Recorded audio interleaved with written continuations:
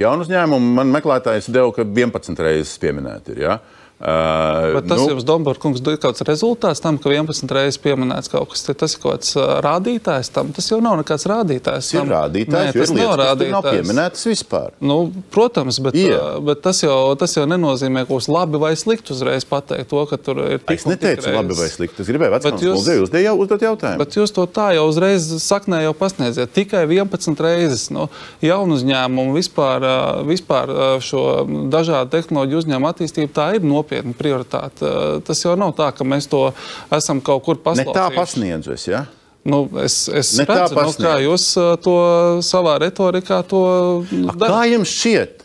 Varbūt vajadzēja šajā dokumentā pieminēt, ka mēs jaunu uzņēmumu jomā krītam tai starptautiskajā reitingā, ne?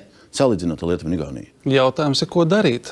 Jautājums ir, kuri problēma vispirms? Jautājums ir, ko darīt, un vai tas risinājums, kas te tiek piedāvāts, ir nepareizs risinājums? Kāda man bija reakcija to lasot? Es godīgi lasīju, un bija tā, ok, un ko mēs ar to tālāk daram?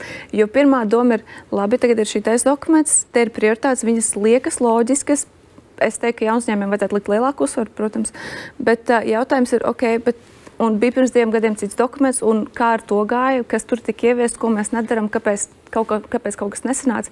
Nav īsti tā pēctecība tam visam, un tas, kas iztrūks vismaz mūsu nozarē salīdzinot ar kaimiņiem, ko gribētos pārstāt viņu salīdzināt, bet mums nav tā fokusa uz kaut ko ļoti konkrētu. Igaunijā tas bija uz digitalizāciju vēl agrējos 2000. gados, Lietuvā tas bija uz finteku, un katrā tajā jomā viņi ieguldīja nenormāls resursus, un viņi tagad plūc laurus. Mums ir ļoti skaidri jānodefinē, kas ir tā joma, kur mēs investēsimies, un ir jāatskatās uz to, kas pirms tam ir darīts. Tam vajadzētu būt lielākam redzējumam, kas nemainās ar katru nākamo ministru.